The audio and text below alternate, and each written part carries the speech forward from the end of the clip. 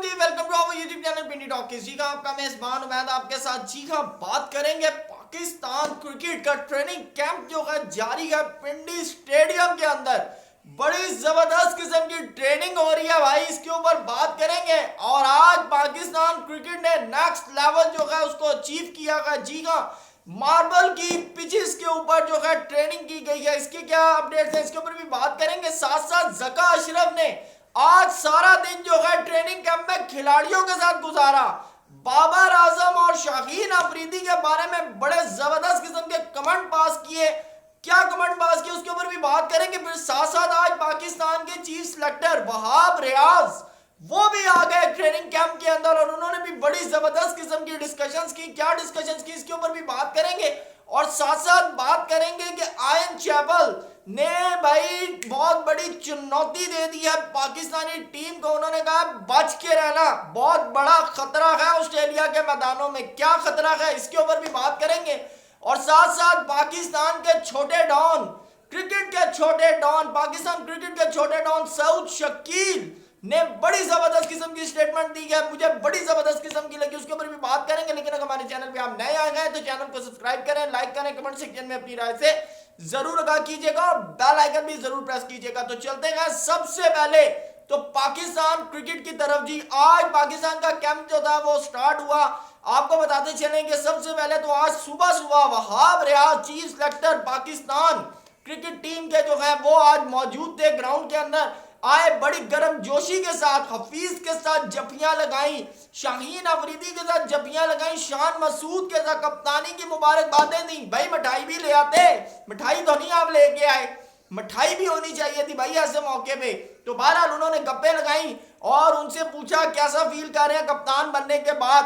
तो शाहीन अफरीदी ने कहा कि जी बड़ा जबरदस्त किस्म का, शान मसूद के चेहरे पे भी बड़ी जबरदस्त किस्म की स्माइल थी।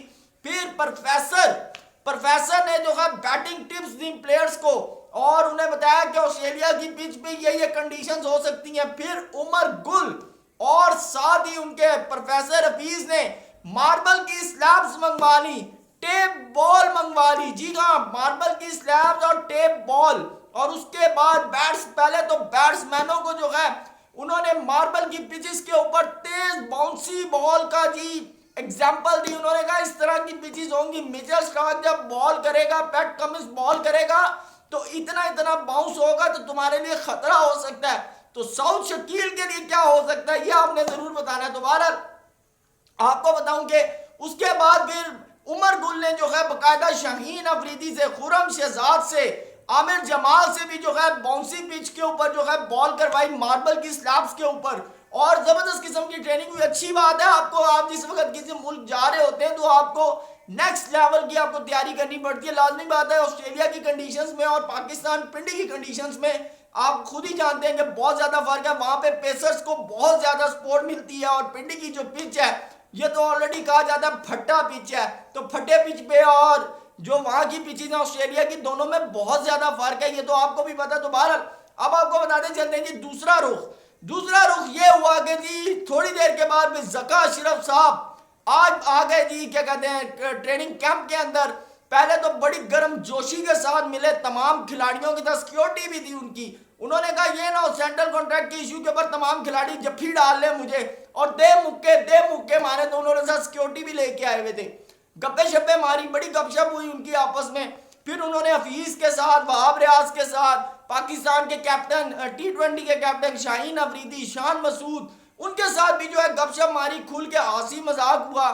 फिर जो है लॉबी के अंदर चले गए, वहां जाके बैठे, वहां पर भी उनके साथ गपशप। मेरे ख्याल से वहां पे जो गपशप हुई वो सेंट्रल कॉन्ट्रैक्ट के ऊपर हुई कि भाई सेंट्रल कॉन्ट्रैक्ट ये आने वाला है तो भाई अब देख लो, करना तो पड़ेगा, ठीक है ना, क्योंकि अब जका साहब का मामला। लेकिन जका साहब को देखें, जब कहा हुआ है कि भाई इलेक्शन कराओ, नया चेयरमैन लाओ और आप यहां से जाओ, तो आप क्यों नहीं कर रहे भाई? आपको करना पड़ेगा, आपका काम है। आप जो है सैर सपाटे कर रहे हैं, आप चाहते हैं कि यूट्यूबर्स बैठ के आपके ऊपर बात करें, मीडिया के ऊपर आपकी बातें हो, तो यार ये चीजें छोड़ें। आपका काम है बिजनेस संभालना, बिजनेस संभालें।